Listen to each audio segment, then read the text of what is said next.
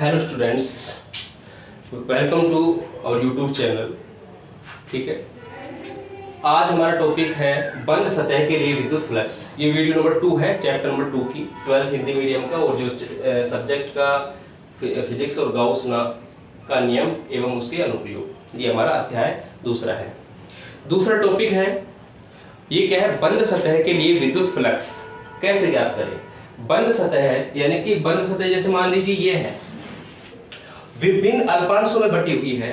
जैसे मान लीजिए ये अल्पांश बना देते हैं, इनके अल्पांश का मतलब सेक्शन कर दिए गए, ये सेक्शन कर दिए गए। मान लीजिए जैसे ये फर्स्ट पार्ट है, ये सेकंड पार्ट है, थर्ड पार्ट है, फोर्थ पार्ट है, ठीक है। ऐसे ये फिफ्थ पार्ट है, सिक्स्थ पार्ट है, सेवंथ पार्ट है, ऐसे अलग अलग ये सारे इनके अल्पांश हैं। क्या है, अल्पांश है। तो इन सब का जो क्षेत्रफल है वो क्या होगा, अलग अलग होगा।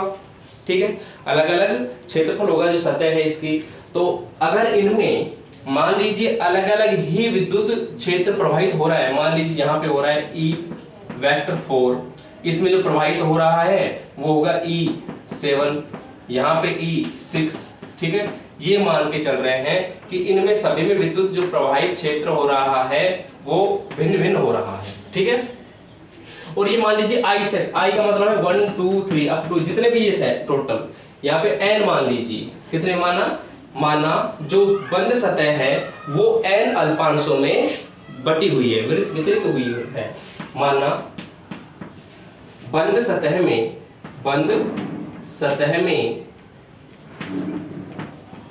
n अल्पांश है। अल्पांश का मतलब है छोटे छोटे भाग, अल्पांश है, ठीक है। तो इनके सतह के लंबवत क्षेत्रफल क्या होंगे, क्षेत्रफल जो सदिश हैं, क्षेत्रफल सदिश क्रमशः क्या क्या होंगे। ये होगा जैसे मान लीजिए डेल्टा, क्योंकि टोटल तो एस है, कुल जो क्षेत्रफल है, मान लीजिए पूरा जो क्षेत्रफल कंप्लीट वो तो क्या है एस, ठीक है, वो क्या होगा एस। तो ये जैसे मान लीजिए पूरा एस है, तो ये सभी में बटे हुए हैं S1 S2, ठीक है। तो ये डेल्टा एस, ये हो जाएगा delta S1, delta S2, delta S3, ठीक है, और अप टू डेल्टा SI है, ठीक है। ये होगा यदि विद्युत क्षेत्र एक समान प्रवाहित नहीं हो रहा, यानी कि हर अल्पांश के लिए अलग अलग विद्युत क्षेत्र प्रवाहित हो रहा है, तो उनमें विद्युत क्षेत्र से जो सदिश है वो भी अलग अलग होंगे। लिखेंगे यदि विद्युत क्षेत्र एक समान प्रवाहित नहीं हो रहा है, पूरे जो पृष्ठ में, पूरे पृष्ठ या इसके अंदर पूरे सतह में एक समान विद्युत क्षेत्र प्रवाहित नहीं हो रहा है, जैसे क्षेत्रफल इनके भिन्न भिन्न है, उसी तरीके से विद्युत क्षेत्र भी अलग अलग हैं, तो क्या होगा, विद्युत क्षेत्र एक समान प्रवाहित नहीं हो रहा है, प्रवाहित नहीं हो रहा है। तो इनके जो अल्पांश है, अल्पांश 1 2 3 जितने भी अल्पांश है, यानी कि n अल्पांश है, तो n अल्पांशों के लिए विद्युत क्षेत्र सदिश क्या क्या होंगे, E1 वेक्टर, E2 वेक्टर, ठीक है, E3 वेक्टर, और यहां तक क्या होगा डॉट डॉट E, यानी कि यहाँ पे जैसे लिखा NSI है तो ये SN होगा, SN, तो ये होगा EN वेक्टर होगा, ये होंगे, ठीक है।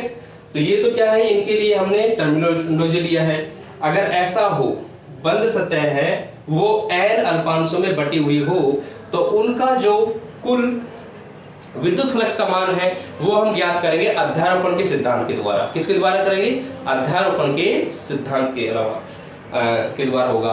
अध्यारोपण का सिद्धांत क्या कहता है कि यानी कि एक जो टोटल विद्युत फ्लक्स का जो मान है, क्या कहता है, जो लिख देते हैं इसमें, अध्यारोपण के सिद्धांत क्या कहता है,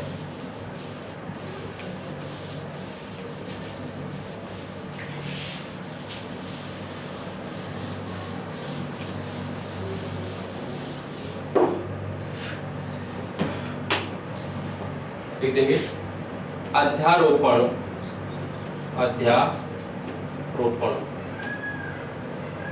के सिद्धांत के अनुसार, अध्यारोपण के सिद्धांत के अनुसार, अध्यारोपण के सिद्धांत के अनुसार क्या होगा, किसी बंद सतह पर विद्युत फ्लक्स का जो मान उनके अल्पांशों पर विद्युत क्षेत्र व क्षेत्रफल के लंबवत या लंबवत क्षेत्रफल सदिश के अदिश गुणनफलों के सदिश योग के बराबर होता है, सदिश योग के बराबर होता है। ठीक है, उनका अलग अलग सदिश क्या करेंगे, यहाँ पे सबका सदिश योगफल करेंगे। जैसे मान लीजिए टोटल जो फ्लक्स है फाई ई, वो क्या आएगा, पहले के लिए जैसे फाई 1 आएगा प्लस फाई 2 आएगा प्लस फाई 3 आएगा। ठीक है, अलग अलग आएगा, यहाँ पे फाई n तक आएगा। इसमें क्या करेंगे, अब इसमें एक बात आ गई कि यानी कि इस विधि से बचने के लिए हम क्या करेंगे, समाकलन विधि का प्रयोग करेंगे। किसका करेंगे, क्योंकि ये तो अदिश राशि है, ये तो क्या है, अदिश राशि है। ठीक है, तो हम क्या करेंगे, अध्यारोपण के सिद्धांत से बचने के लिए अब हम जो प्रयोग में लेंगे समाकलन विधि। ठीक है, अब हम लिखेंगे समाकलन विधि से करेंगे। ठीक है, तो इसमें ये अध्यारोपण सिद्धांत ये होता है, लेकिन हम करेंगे नहीं इससे, करेंगे हम समाकलन विधि से। वो समाकलन विधि क्या है, समाकलन विधि देखिए वो ये होगा इंटीग्रेशन या बंद सतह के लिए क्लोज इंटीग्रेशन ई आई, यहाँ पे हो जाएगा E I vector dot delta S I vector. ठीक है, इसके लिए होगा ई आई डेल्टा एस। अब डेल्टा एस है तो यहाँ पे क्या हो जाएगा, देखो यहाँ पे लिमिट की बात करते हैं तो ये जो सीमा जो लेते हैं, अवकलन की जो सीमा या इंटीग्रेशन सीमा, डेल्टा जो एस आई है टेंड्स टू क्या कर देंगे 0। तो ये इंटीग्रेशन जो बनेगा, इंटीग्रेशन क्या बनेगा हमारा, देखो अगर ये बात करते केवल तो सिर्फ ए के लिए तो ये हो जाएगा डेल्टा एफ के लिए तो ये हो जाएगा। अगर टोटल की बात करते हैं, कुल की बात करते हैं तो ये हो जाएगा इंटीग्रेशन टोटल क्लोज सरफेस के लिए, बंद सतह के लिए, और ये होगा यहाँ पे ये एस लिख देते हैं क्योंकि बंद सतह के लिए, एस फॉर सरफेस बंद सतह के लिए, और ये हो जाएगा ई वेक्टर डॉट ds। क्या हो जाएगा, ds वेक्टर। ds का मतलब क्या है, यहाँ पे डेल्टा टेंड्स टू 0 तो ये क्या हो जाएगा ds। अब ये x के सापेक्ष क्या करेंगे, इसका समाकलन करेंगे। तो ये क्या है, समाकलन विधि से ये हो जाएगा समाकलन विधि। समाकलन विधि द्वारा क्या करते हैं, कुल फ्लक्स का मान ज्ञात करते हैं। ठीक है, ये हो गया। यदि जो एक समान विद्युत क्षेत्र प्रभावित हो रहा हो, एक समान विद्युत क्षेत्र प्रवाहित होता है तो क्या होगा, तो विद्युत फ्लक्स वो होगा phi integration E vector dot ds vector. अब यहाँ टोटल इसलिए कर देते हो, टोटल अगर करें तो ये होगा, इसमें देखो टोटल अगर करें तो ये होगा इंटीग्रेशन E1 डेल्टा S1 या DS1 वेक्टर। ठीक है, E2 vector dot DS2 vector, और आगे तक चले जाएगा। यहाँ पे इंटीग्रेशन ये होगा En डॉट DSN वेक्टर, अलग अलग के लिए हो जाएगा यहाँ पे। ठीक है, तो ये होगा अलग अलग के लिए। इस तरीके से है, ये है विद्युत फ्लक्स का मान। अगर एक समान है तो ये तो सबके लिए सेम रहेगा, और ये कोई भी बंद सतह के लिए करेंगे तो E डॉट ds, और ds बता चुका, ds क्या है, उसके क्षेत्रफल के लंबवत सदिश होता है। तो अल्पांशों में अगर बटा हो तो उनका अलग अलग विद्युत जो फ्लक्स का मान ज्ञात करके उन सबको जोड़ देते हैं। तो ये क्या आ जाता है, विद्युत फ्लक्स का मान आ जाता है। ठीक है, अल्फांश की बात करें यानी ds है, तो ds अब देखो जैसे भी क्लोज कोई सरफेस लिया था, मान लीजिए ये सरफेस लिया था, ये टोटल मान लीजिए इसका जो क्षेत्रफल s है, तो ये जो है इसके ऊपर जो लंबवत सदिश है वो क्या है, ds वेक्टर। ये कुल के ऊपर बात करें, टोटल के ऊपर जो क्षेत्रफल सदिश है वो s वेक्टर। केवल एक अल्पांश के लिए बात करते हैं ये, तो अगर इस पर प्रभावित हो रहा है मान लीजिए ई वेक्टर प्रभावित हो रहा है और ये ds है, तो इस समय ये बनेगा। ठीक है, अब देखो एक न्यूमेरिकल करते हैं, जब इसको अच्छे समझ में आएगा आपका ये।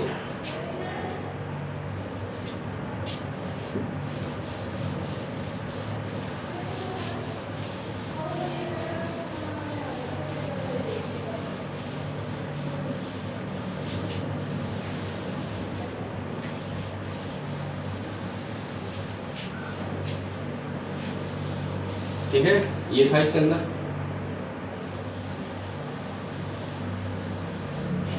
अलग अलग निकाले तो इस तरीके से निकाले, एक समान है तो E1 E2 हट जाता है, यहाँ पे सबके लिए कॉमन हो जाता है, E1 E2 नहीं आएगा, इसी में आ जाता है।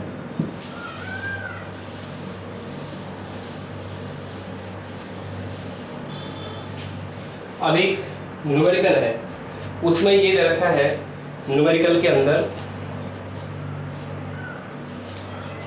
यदि एक बेलनाकार सतह पर एक समान विद्युत क्षेत्र उसके अक्ष के अनुदिश प्रवाहित होता है, तो आपको प्रदर्शित करना है कि कुल जो विद्युत फ्लक्स है वो क्या होगी, जीरो। क्या है, जीरो। इसमें दे रखा है पहला न्यूमेरिकल करा रहे हैं, यदि बेलनाकार सतह पर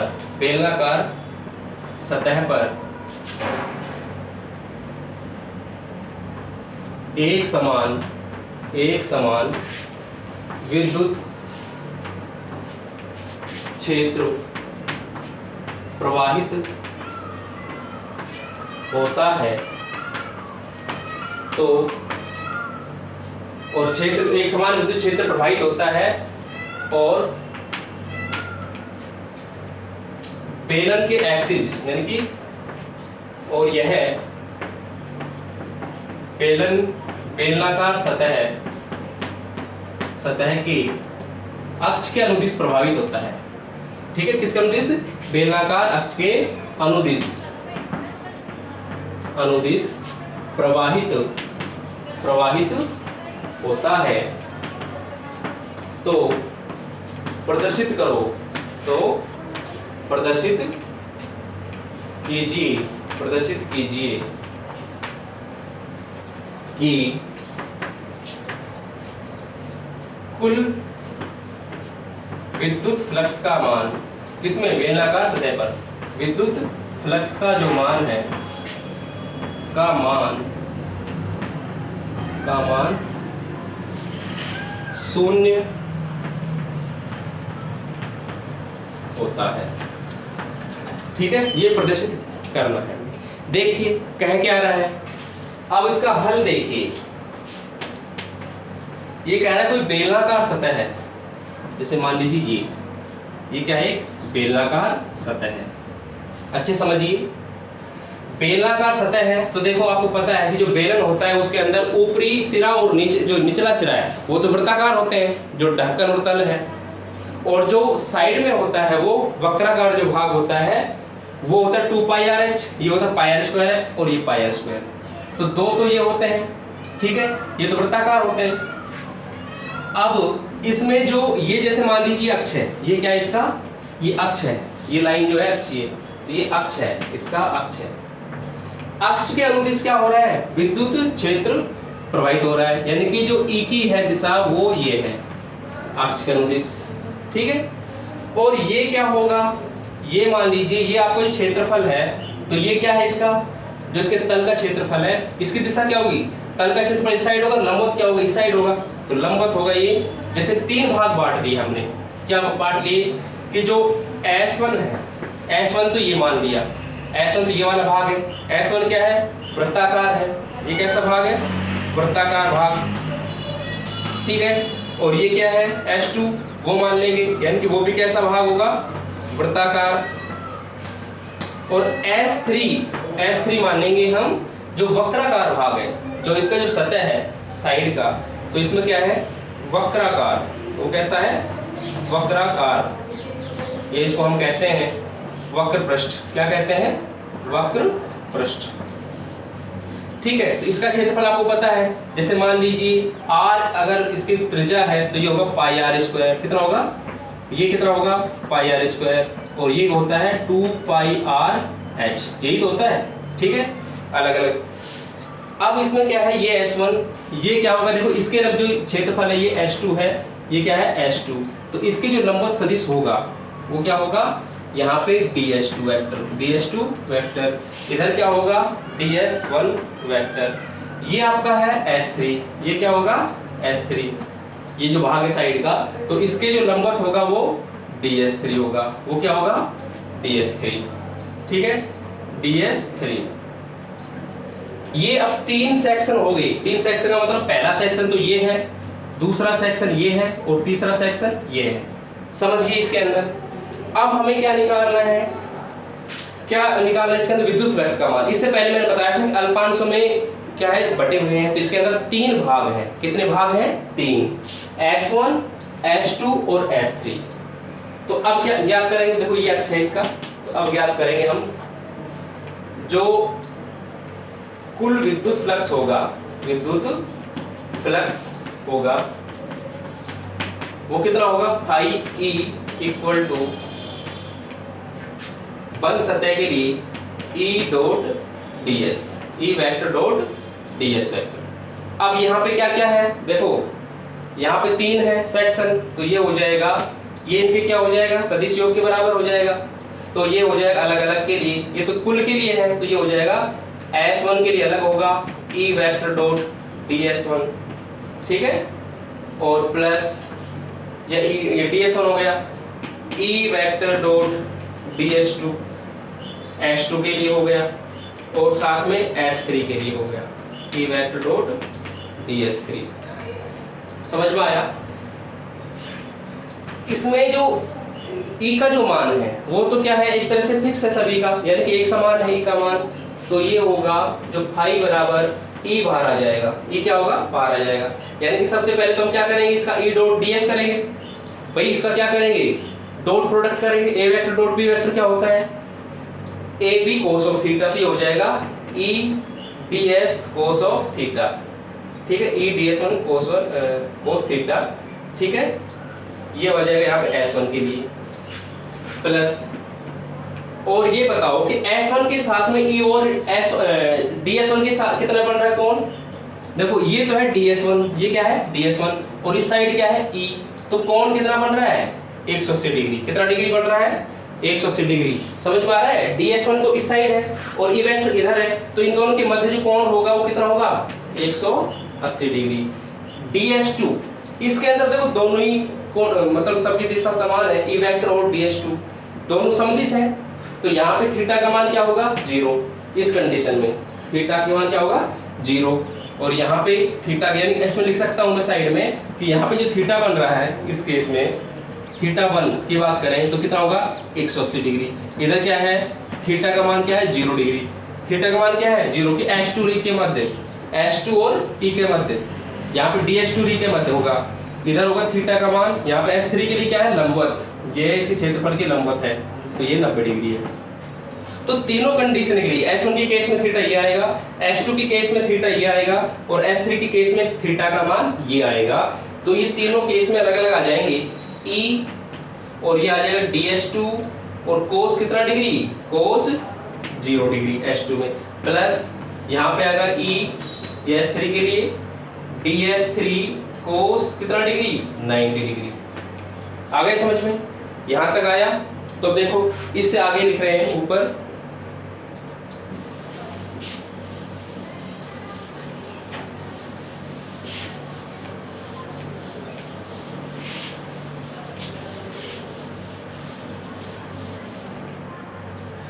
यहाँ तक तो स्टार्टिंग है और इससे ऊपर कर रहा हूँ मैं, ठीक है, अब पूरा सॉल्यूशन आपके सामने नहीं मिटा रहा मैं, इससे ऊपर देखो फाई क्या आ गया, टोटल जो इलेक्ट्रिक फ्लक्स है वो कितना हो गया E बाहर आ जाएगा, और जो ds1 ये S1 के लिए है, किसके लिए था, ये S1 के लिए, S2 के लिए और ये S3 के लिए।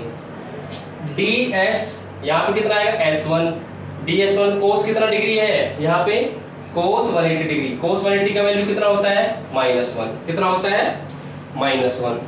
और यहाँ पे कितना आ जाएगा, यहाँ पे आ गया E बाहर और S2, ये होगा ds2 और यहाँ पे कोस 0 डिग्री है तो इसकी वैल्यू कितनी होगी 1, कितनी आएगी 1, ठीक है।